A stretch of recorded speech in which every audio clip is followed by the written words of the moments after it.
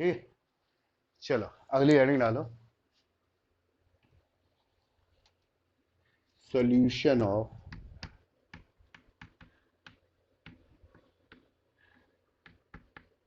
Simultaneous simultaneous linear equation y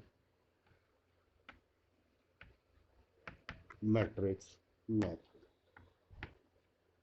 ठीक है, heading डालें solution of simultaneous linear equation by matrix method. आज हम लोग मैट्रिक्स मेथड से सिस्टम ऑफ इक्वेशन को सॉल्व करना सीखेंगे। ठीक है, सबसे पहले इसमें लीनियर इक्वेशन। ठीक है, लीनियर इक्वेशन क्या होती है? ऐसी इक्वेशन जिनकी पावर क्या हो, वन हो। ठीक है, जैसे a1x plus b1y equal to c1, a2x plus b2y equal to c2। ये पेयर ऑफ लीनियर इक्वेशन हुआ। तो मोर देन वन इक्वेशन, तो मोर देन वन इक्वेशन है तो इनके पेयर को यहाँ पे क्या कहेंगे? Simultaneous linear equation. लीनियर का मतलब सिंगल पावर, जिसमें वेरिएबल की पावर क्या हो, सिंगल हो। दूसरा, ये तो दो वेरिएबल में थी, टू वेरिएबल्स में a1x plus b1y plus c1z equal to d1, a2x plus b2y plus c2z d2, a3x plus b3y plus c3z equal to. ठीक है, ये बेटा क्या है? थ्री लीनियर इक्वेशन है। क्लियर है? तो एक group of linear equation is called simultaneous linear equation. तो साइमल्टेनियस लीनियर इक्वेशन है, इसको मैट्रिक्स मेथड से कैसे क्या करेंगे? सॉल्व करेंगे। क्लियर है? तो आ जाए मेथड। ठीक है, फर्स्ट स्टेप क्या होगा? Step one. ठीक है, right given system of linear equation in matrix form. इसको बेटा मैट्रिक्स फॉर्म में लिखेंगे। ठीक है, एंड ठीक है, सबसे पहले given system of linear equation को बेटा क्या में लिखेंगे? मैट्रिक्स फॉर्म में लिखेंगे। And compare with a into x equal to B. और इसको a into x equal to B से क्या करेंगे? कंपेयर करेंगे। क्लियर है? Full stop. कंपेयर करें and find values of capital A, X and B. ठीक है, यहां पर एक्स और बी और कैपिटल ए क्या हो? Here capital A equal to coefficient matrix. Capital A बेटा क्या होगा? Coefficient matrix. ठीक, कैपिटल एक्स इक्वल टू क्या होगी? वेरिएबल मैट्रिक्स, जो वेरिएबल की मैट्रिक्स बनेगी। और कैपिटल वी इक्वल टू बेटा क्या होगा? तो आप लोग जानते हैं जब सिस्टम ऑफ इक्वेशन होता है तो आरएचएस वाला टर्म क्या होता है? कांस्टेंट होता है। ठीक है, तो ये क्या होगी? Constant matrix. क्लियर है? अब ये तो हमने लिखा right given equation system of equation in matrix form, लेकिन मैट्रिक्स फॉर्म में कैसे आप लोग लिखेंगे? ठीक है, तो यहाँ पे ध्यान दें। फॉर एग्जाम्पल, पहले 2/2 के लिए, फिर 3/3 के लिए। ठीक है, a1x plus b1y equal to c1, a2x plus b2y equal to c2। ठीक, तो सबसे पहले हमने क्या बोला? इसे ax इक्वल टू b से कंपेयर करना है। तो जहां पर a बताया कॉफिशिएंट मैट्रिक्स, तो x और y तो वेरिएबल, इनके कॉफिशिएंट क्या है? a1 b1 a2 b2। सबसे पहले कॉफिशिएंट मैट्रिक्स। क्लियर? इनटू फिर कौन सी मैट्रिक्स? Variable matrix.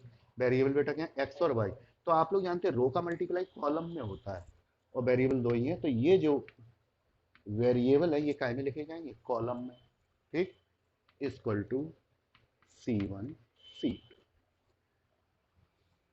शेयर हो गया, ठीक है, ये आ गया, ठीक है। एक और एग्जाम्पल देते हैं, ये तो बेटा कितनी की थी, 2/2 की थी, ठीक है। Second example, a1x plus b1y plus c1z equal to d1, a2x plus b2y plus c2z equal to d2, ठीक है। तीसरा बेटा a3x plus b3y plus c3z equal to d3, ठीक। कैन बी रिटन एज, सबसे पहले आपको क्या बताया, केवल कॉफिशिएंट, क्या लिख पता है आपको, तो कॉफिशिएंट यहां पे क्या है, a1 b1 c1, a2 b2 c2, a3 b3 c3, clear. इसके बाद इसके प्रोडक्ट में बेटा x y z, पहले कॉफिशिएंट फिर उसके बाद वेरिएबल, जो सेकंड मैट्रिक्स x है उसका क्या नाम है, वेरिएबल, और इक्वल टू में, जो इक्वल टू में आपको कांस्टेंट दिए गए d1 d2 and d3, clear है। इस तरीके से हम लोग इसे लिखेंगे। कन्फर्म हो गया, ये हमने आपको क्या लिखा है, स्टेप फर्स्ट, ठीक है, क्लियर। अब आएंगे स्टेप सेकंड, ठीक है। स्टेप सेकंड में हम लोग ये चेक करेंगे इस सिस्टम ऑफ इक्वेशन का सोल्यूशन पॉसिबल होगा भी या नहीं होगा। जब हम लोग 10th में पढ़ते थे कंसिस्टेंट और इनकंसिस्टेंट बोलते थे, ठीक है। तो यहां पे लिखेंगे चेक कंसिस्टेंसी, कंसिस्टेंसी और इनकंसिस्टेंसी,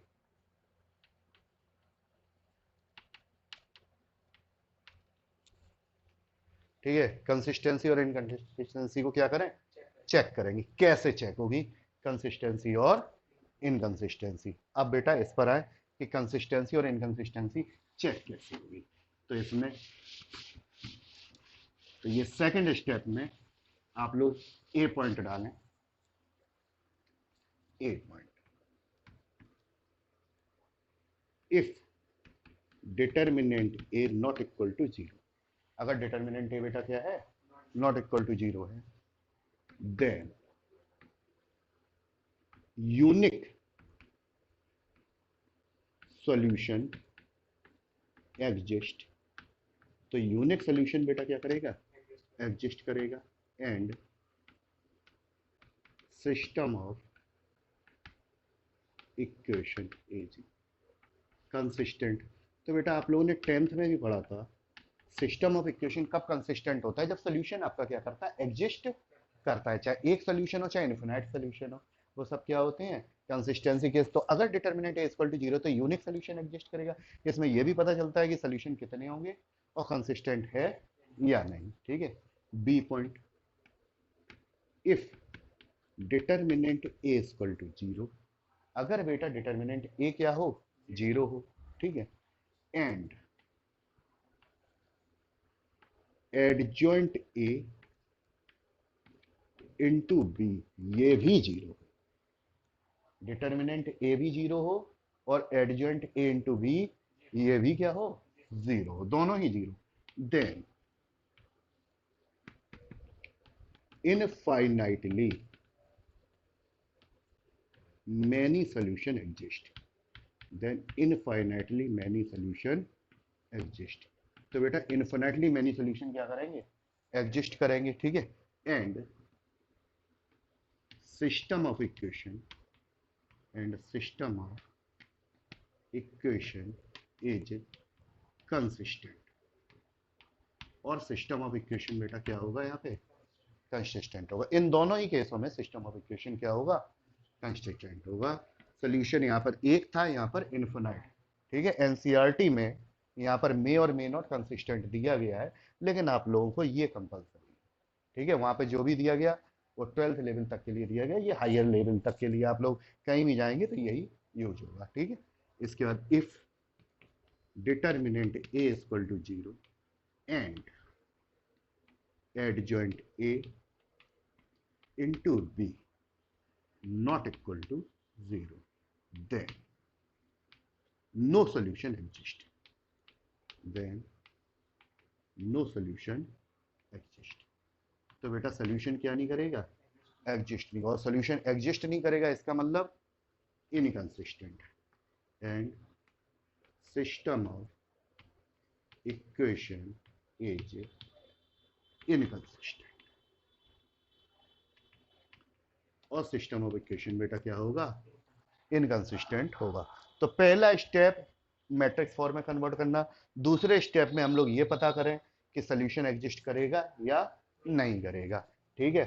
अब हमने ये पता कर लिया कि सोल्यूशन एग्जिस्ट करेगा या नहीं करेगा, तो अगर सोल्यूशन एग्जिस्ट करता है तो सोल्यूशन कैसे फाइंड आउट करेंगे, क्लियर है। तो इसमें दो केसेस हैं सोल्यूशन फाइंड आउट करने के लिए, एक यूनिक सोल्यूशन वाला केस और एक इनफिनिट सोल्यूशन वाला केस, ठीक है। तो दोनों के ही आपको मेथड बताते हैं। तो एनसीईआरटी में जो क्वेश्चन दिए गए वो केवल यूनिक सोल्यूशन वाले दिए गए, इनफिनिट सोल्यूशन के लिए क्वेश्चन, ठीक है। एक साइड एग्जाम्पल आपको दिया गया है, ठीक है, इनफिनिट का, ठीक है। चलिए बेटा यहां पर आगे बढ़े। Step third,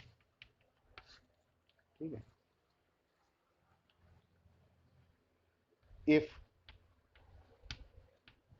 system of equation is consistent, अगर सिस्टम ऑफ इक्वेशन बेटा क्या है, कंसिस्टेंट है, देन फाइंड इट्स सॉल्यूशन। तो इसके बेटा क्या करें, सॉल्यूशन फाइंड आउट करें, ठीक है। इसमें बेटा ए पॉइंट, ठीक है, क्या है, when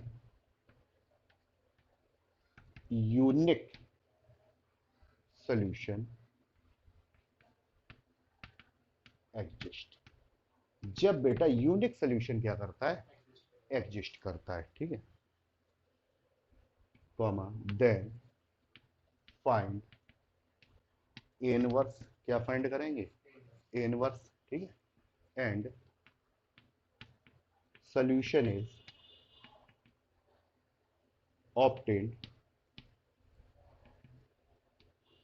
obtained by capital x equal to A inverse into B. और सोल्यूशन बेटा कैसे ऑब्टेन होगा, कैपिटल x equal to A inverse into बी से, क्लियर है। इसके बाद आओ बी पॉइंट, ठीक है। In case of infinitely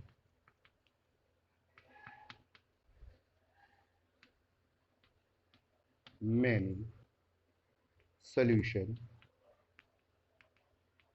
exist, in case of infinitely many solution exist, clear है, comma we take any one variable as arbitrary constant, as arbitrary constant, ठीक है। आर्बिट्रेरी कांस्टेंट मतलब ए बी सी के, ठीक है, and किसी एक variable को क्या लेना है, आर्बिट्रेरी कांस्टेंट लेना है, ठीक है, एंड फाइंड कन्वर्ट, फाइंड नहीं convert given system of equation, और गिवन सिस्टम ऑफ इक्वेशन को बेटा क्या करें, कन्वर्ट करें into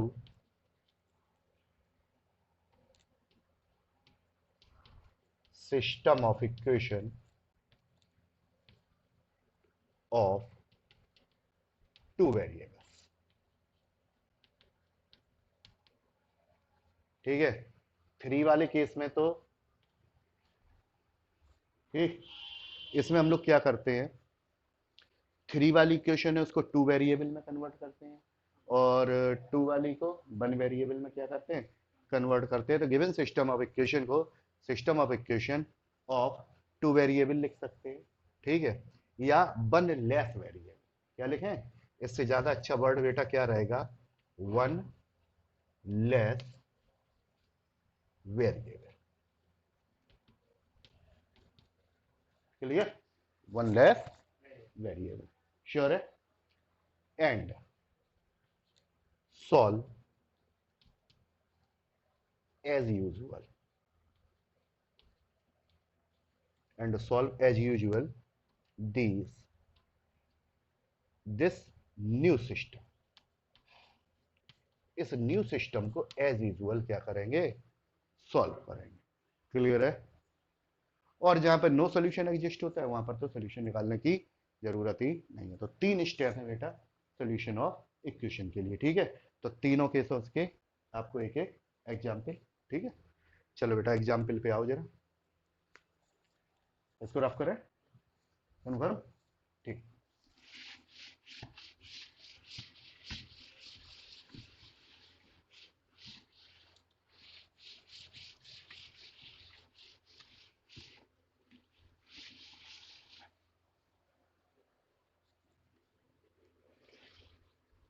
for example first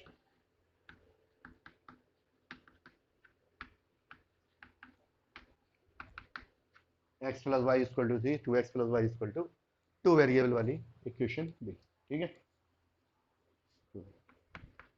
language कैसे लिखेंगे, this system of equation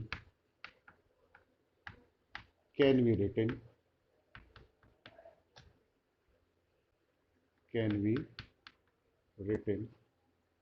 in matrix form, this system of equation can be written in matrix form as, तो हमने क्या बताया मैट्रिक्स फॉर्म में, क्या पहले क्या बनाएंगे, कोफिशिएंट की मैट्रिक्स 1 2 1 1, क्लियर। उसके बाद क्या बनाएंगे, variable X Y equal to, उसके बाद क्या बनाएंगे 3। ये बेटा हमने काय के फॉर्म में लिख ली, देखो एक्स का कोफिशिएंट 1 2 1 2, वाई का कोफिशिएंट 1 1, फिर वेरिएबल एक्स और वाई और इक्वल टू कांस्टेंट, सबसे पहले इसे मैट्रिक्स फॉर्म में लिख लिया, ठीक है। अब इसे कंपेयर करें, ऑन कंपेयरिंग विथ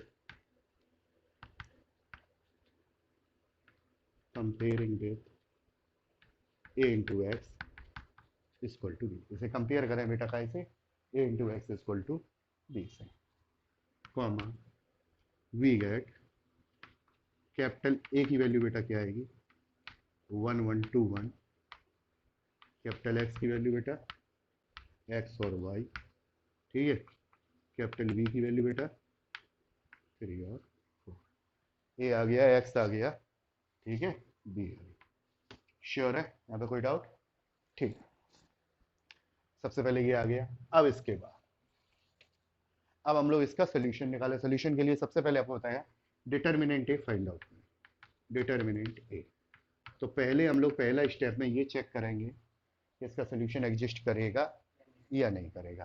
तो आप लोग जानते हैं डिटर्मिनेंट ए की वैल्यू क्या होगी, किस तरीके निकाली जाती है, 1 into 1 minus 2 into 1, 1 into 1 minus equal to minus 1 not equal to, ये वैल्यू माइनस 1 होगी बेटा, नॉट इक्वल टू 0, देयरफॉर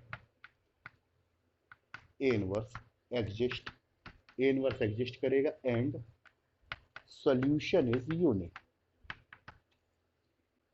और सॉल्यूशन बेटा क्या होगा, यूनिक होगा। ए इनवर्स एग्जिस्ट करेगा और सॉल्यूशन बेटा क्या होगा, यूनिक।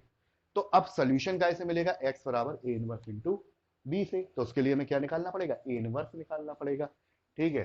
तो अब ए इनवर्स के लिए क्या चाहिए बेटा, कैपिटल ए के कोफैक्टर, तो अब लिखो cofactor of capital A are, capital A के बेटा क्या होंगे, कोफैक्टर क्या होंगे, A 1 1, first to first column 1, A1 2 1 plus 2 3 हो गया, ऑड हो गया, माइनस आएगा, first to second column -2, A21 second row first column, 2 + 1 -1, इसको छोड़ देंगे -1, A22 second row second column, value 1। ये बेटा इसके क्या आ गए, कोफैक्टर एलिमेंट। ठीक है, अब एडजॉइंट ए, ठीक है, अब एडजॉइंट ए बेटा कैसे निकलेगा, A11 A12 A21 A22 और इसका बेटा क्या, डैश। क्लियर है। अब बेटा इनकी वैल्यू रखें, 1 -2 -1 +1, इसका डैश। क्लियर। यहाँ वैल्यू कितनी आएगी, 1 -2 -1 1। ठीक, ये आ गया। अब निकालना क्या, A inverse. A inverse equal to बेटा क्या होता है, adjoint A upon determinant A. क्या वैल्यू होती है बेटा ए इनवर्स की, adjoint A upon determinant A. ठीक है, अब यहाँ निकालें जरा।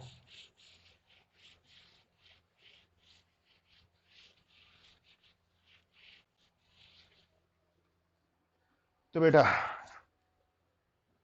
ए इनवर्स इक्वल टू कितना हो जाएगा, तो डिटर्मिनेंट ए की वैल्यू निकली थी -1, 1/-1, और एडजॉइंट ए की वैल्यू 1 -1 -2 1। इस -1 को इजीली अंदर भेजा जा सकता है, -1 1 2 सभी एलिमेंटों में। ये आ गया ए इनवर्स। क्लियर है।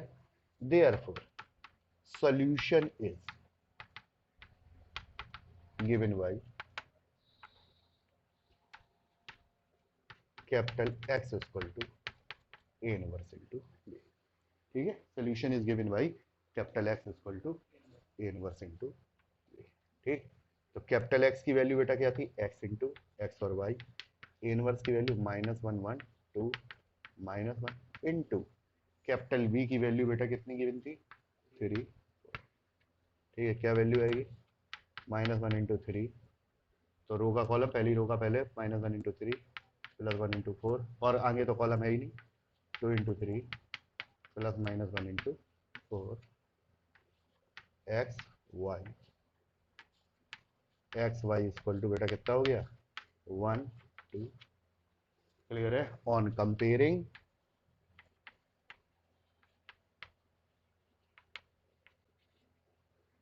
x equal to 1 y equal to 2, ये आप लोगों का क्या आ गया, रिजल्ट आ गया। श्योर है, नोट कर लो पूरा। ठीक है,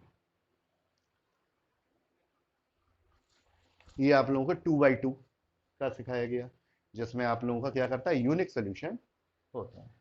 श्योर है। अब आप लोग 3x3, ठीक है, यूनिक सोल्यूशन वाला।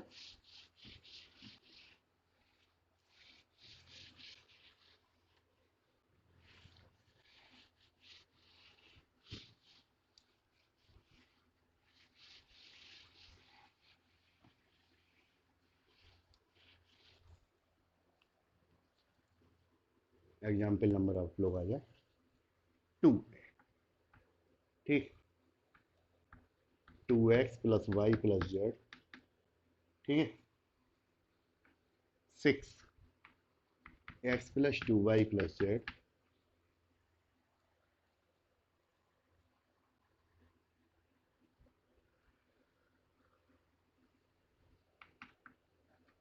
5, ठीक, x - y + z, ठीक, इक्वल टू 2। ये आपको दिया गया। ठीक है, आप सबसे पहले दिस सिस्टम ऑफ इक्वेशन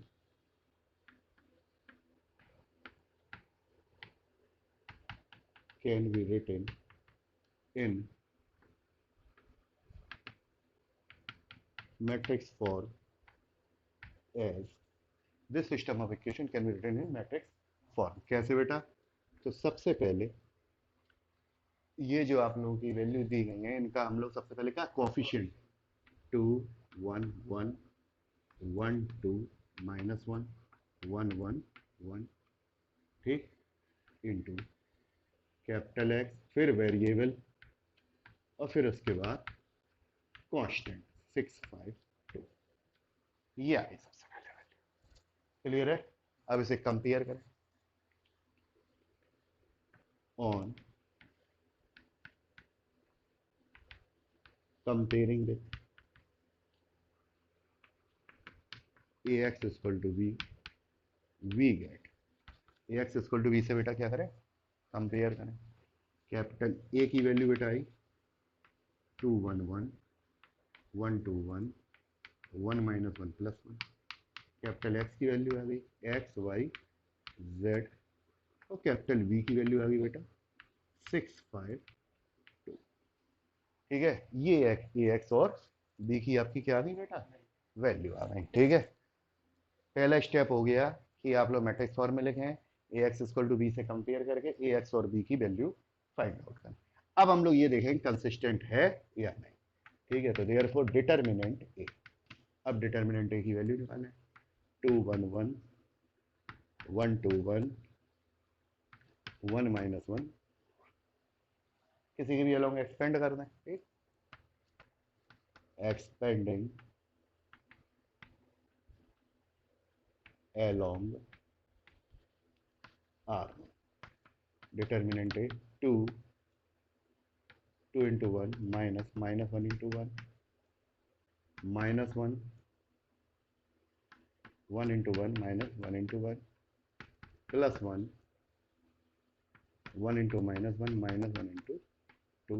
ठीक, 2 plus 1 3 2 just 6 minus 0 plus यहाँ पे कितना होगा -1 -2 -3, that is equal to 3, not equal to 0। ये बेटा डिटर्मिनेंट है not equal to 0, therefore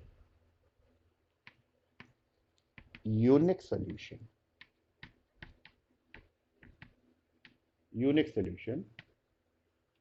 exist. कैसा बेटा सॉल्यूशन है, क्या करेगा, यूनिक सॉल्यूशन क्या करेगा, एग्जिस्ट करेगा।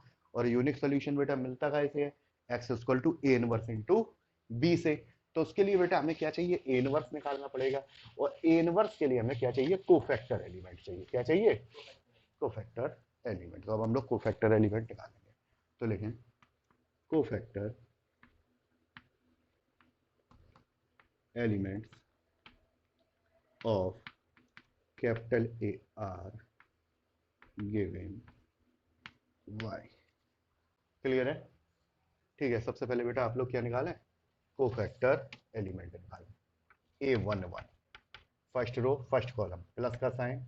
ठीक है, डिटर्मिनेंट लगाएं बेटा, फर्स्ट रो फर्स्ट कॉलम छोड़ दें, क्या बचेगा 2 1 -1 1, वैल्यू कितनी आएगी 2 इंटू 1 माइनस 1 इंटू 1 3। ठीक है, फिर उसके बाद A12 first row second column, minus का साइन आएगा, 1 और 2 मिलके ऑड होता है, फिर माइनस का साइन लगाएंगे। ठीक है, फर्स्ट रो सेकंड कॉलम छोड़ देंगे, 1 1 1 1 माइनस आएगा 1 इंटू 1 माइनस 1 इंटू 1 में 1 जाएगा बेटा A12। फिर उसके बाद A13 first row third column, first row third column. Clear है, 1 + 3 4 इवन है, प्लस का साइन आएगा, first row third column 1 2 1 minus. Solve करेंगे 1 इंटू -1 माइनस 1 इंटू 2, इसकी वैल्यू कितनी आएगी -3 A13। इसके बाद A21 2 + 1 3, फिर से ऑड है, माइनस आ जाएगा। सेकेंड रो फर्स्ट कॉलम 1 1 -1 और +1, या माइनस आएगा। ठीक है, 1 इंटू 1 माइनस -1 इंटू 1, तो 1 + 1 2, यहाँ वैल्यू बेटा कितनी आएगी -2। क्लियर, ये 2 1 हो गया। फिर उसके बाद A22 second row second column 2 + 2 even 4, तो प्लस का साइन रहेगा, और सेकेंड रो सेकेंड कॉलम छोड़ देंगे 2 1 1 1 2 1 1 1, कितनी वैल्यू होगी 2 into 1 minus 1 into 1 equal to बेटा 1। ये बेटा क्या आ गया, A22 आ गया। क्लियर, अब बेटा A23 second row third column 2 + 3 5 odd minus लगाएंगे, सेकेंड रो थर्ड कॉलम छोड़ेंगे 2 1 1 -1 2 1 1 -1 इक्वल टू माइनस आउटसाइड है 2 इंटू -1 माइनस 1 इंटू 1 -2 -1 -3 +3। ये बेटा क्या हो गया A23। अब आ जाए A31 third row first column 3 + 1 4 third row first column 1 1 2 1, 1 into 1 minus 2 into 1, clear है, वैल्यू आ जाएगी -1।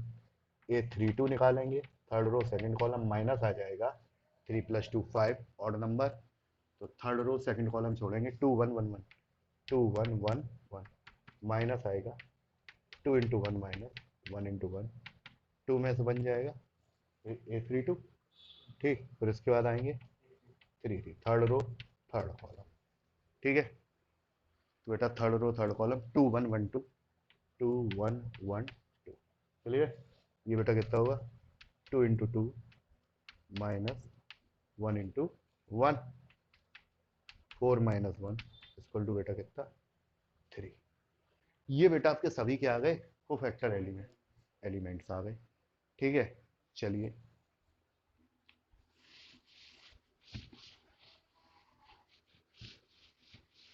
अब बेटा आ जाए हम लोग एडजॉइंट ए पर, ठीक, तो एडजॉइंट ए क्या होता है, इन कोफैक्टर एलिमेंट की matrix A11 A12 A13 A21 A22 A23 A31 A32 A33 और इसका बेटा क्या डैश, ठीक है, सबकी बेटा वैल्यू रखें यहाँ पर, कितनी वैल्यू यहाँ पे दी गई है जरा ध्यान दें, 3 0 -3 3 0 -3, ठीक है, उसके बाद -2 1 3, यही है, ठीक है, इसके बाद -1 -1 3, ठीक, रो का कॉलम कर दें, डैश निकालें, ट्रांसपोज करें, रो पहली रो का पहला कॉलम, दूसरी रो को बेटा दूसरा कॉलम, तीसरी रो को,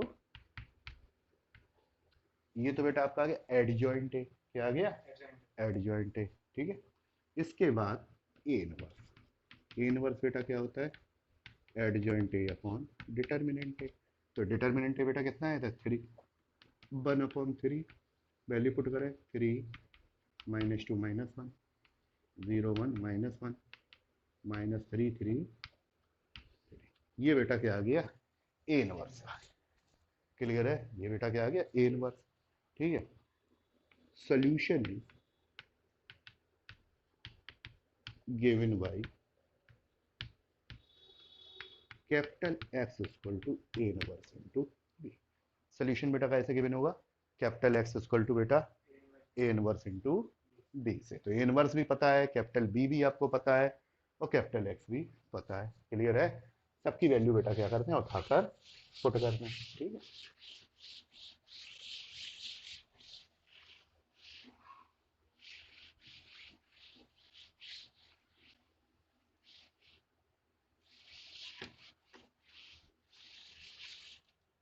ठीक है, नोट कर लो जल्दी से इतना, फिर आगे बढ़े,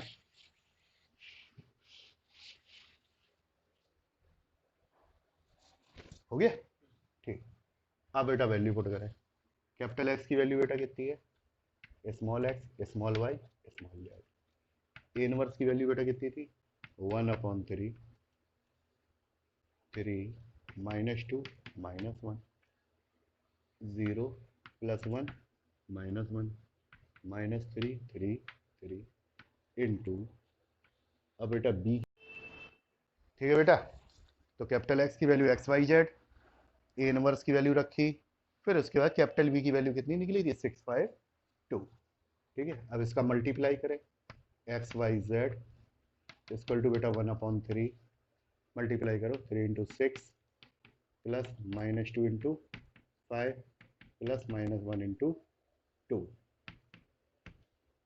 ठीक है, अब 0 into 6 plus 1 into 5 plus -1 into 2, ठीक, -3 into 6 plus 3 into 5 plus 3 into 2, ठीक है, एक्स वाई जेड, अब बेटा कैलकुलेशन करें 18 -10 और 2 12, 18 में से 12 जाएगा बेटा 6, 5 -2 3 -18 और 15 और 6 21 में से 18 जाएगा 3, बेटा 3 का डिवाइड कर दें X Y Z 2 1 X Y Z की वैल्यू कितनी आ गई 2 1 1 on comparing, on comparing, clear है। जैसे ही कंपेयर करेंगे X equal to 2, Y equal to 1, Z equal to, ये आपका बेटा क्या आ गया, आंसर आ गया। ठीक है, अब बेटा विशेष ध्यान दें, ये जो क्वेश्चन आएगा बोर्ड एग्जाम में 6 मार्क्स में आता है। ठीक है, तो आपका रिजल्ट जो आया वो सही आया या नहीं आया, इसे वेरीफाई जरूर कर लें। तो वेरीफाई कैसे करेंगे, आपको जो इक्वेशन दी गई थी 2x2 में भी आप लोग वेरिफिकेशन कर सकते हैं। 2x2 आएगा तो 4 मार्क्स में आएगा, लेकिन अगर 3x3 वाला आया तो जरूर 6 मार्क आएगा। तो आप लोगों जो इक्वेशन दी गई थी जरा उन इक्वेशनों को देखें। पहली इक्वेशन क्या दी गई थी, 2x plus Y plus Z 6 और x minus equal to 2।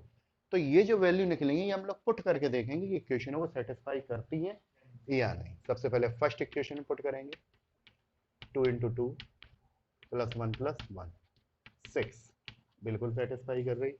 Second equation में आप लोग रिप्लेस करके देखेंगे, 2 प्लस 2 इंटू 1 प्लस 1, 2 2 4 और 1 5।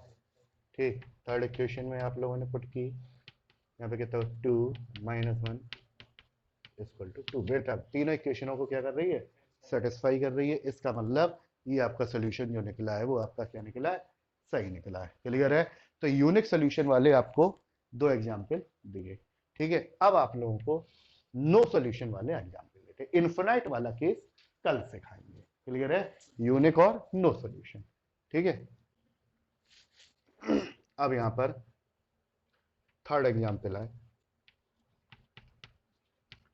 ठीक है, X plus Y equal to 4। ठीक, एक्स माइनस वाई,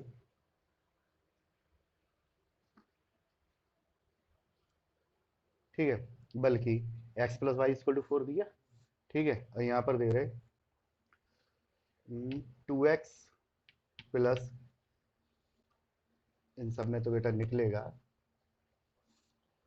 कैसे दिखा रहा है, अच्छा नहीं लग रहा example.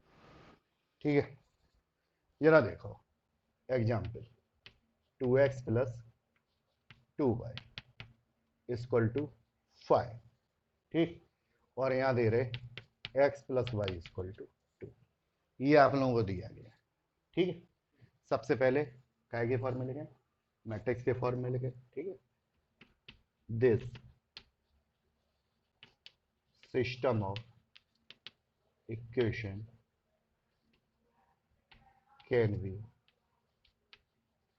written in matrix form as। तो सबसे पहले बेटा केवल coefficient coefficient 2 1 2 1 X Y equal to 5 2। ठीक है, ये क्या में लिख लिया बेटा आप लोगों ने, मैट्रिक्स फॉर्म में लिख लिया। ठीक है, अब क्या करें, इसे कंपेयर करें।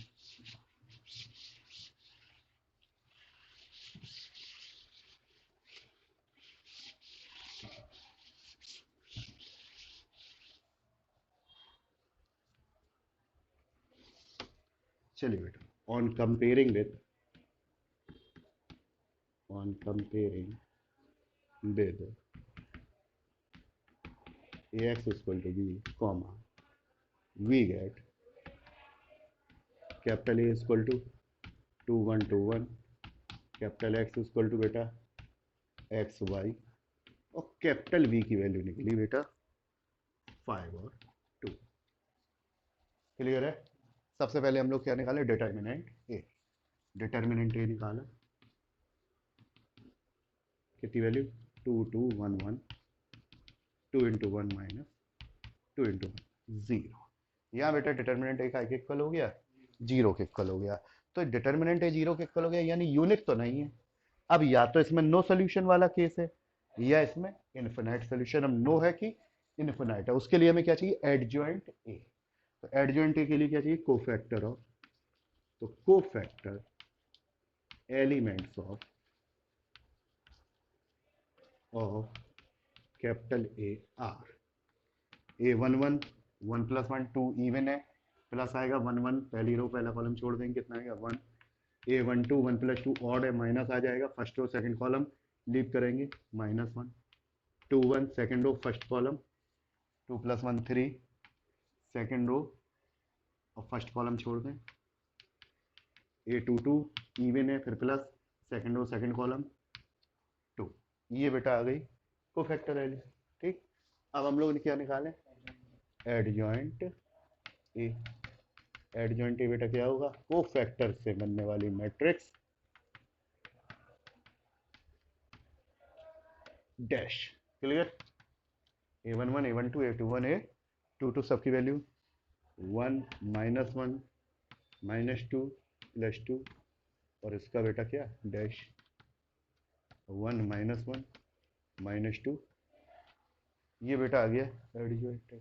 ठीक, अब हम लोगों ने आपको रूल लिखा है एडजॉइंट ए इंटू बी। ठीक है, एडजॉइंट ए में बी का मल्टीप्लाई करके देखेंगे, one minus to minus one into two.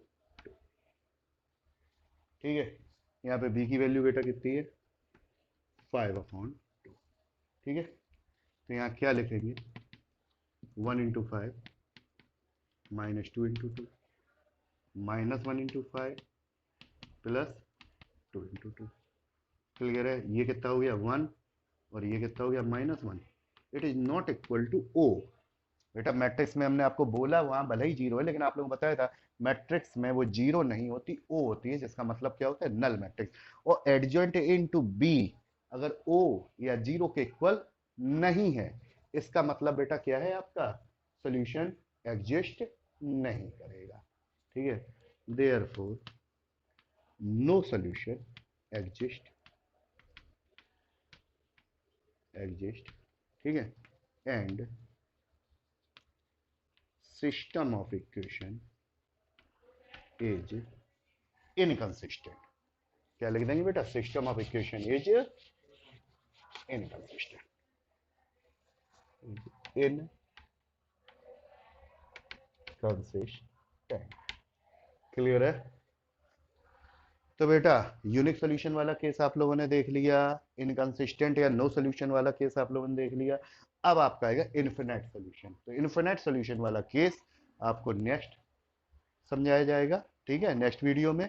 आज आप लोग इतना क्या कर लें, क्लियर कर लें। ठीक है, बस कंडीशनों पर एक बार आप लोग फिर से ध्यान दें। जो कंडीशनें आपको लिखाई गई थी, क्या कंडीशनें थी, पहली आप लोगों की कंडीशन क्या थी, if determinant A is not equal to zero, ठीक है, देन यूनिक सोल्यूशन एग्जिस्ट। उस कंडीशन में आपको क्या बताया था, unique solution exist and system of equation is consistent. और सिस्टम ऑफ इक्वेशन बेटा क्या होगा, कंसिस्टेंट होगा। दूसरा क्या लिखाया था, if determinant A equal to zero and, यहां जीरो है, ठीक है, and adjoint A into B equal to O. देखने में जीरो ही लगता है लेकिन ओ नल मैट्रिक्स, ये ओ है, देन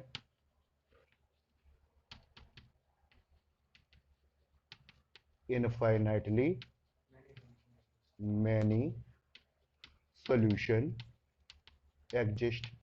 तो इसमें इनफाइनाइटली मैनी सॉल्यूशन क्या करेंगे, एग्जिस्ट करेंगे, एंड कंसिस्टेंट। और ये भी बेटा क्या होगा, कंसिस्टेंट होगा। क्लियर।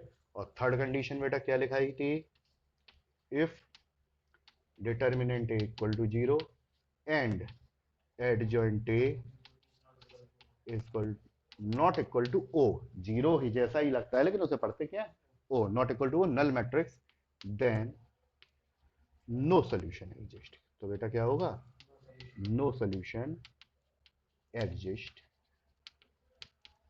Clear, and inconsistent. और सिस्टम ऑफ इक्वेशन बेटा क्या होगा, इनकंसिस्टेंट। कन्फर्म है, ठीक है। तो इन कंडीशनों को आप लोग ध्यान रखें। आज के लिए इतना पर्याप्त है।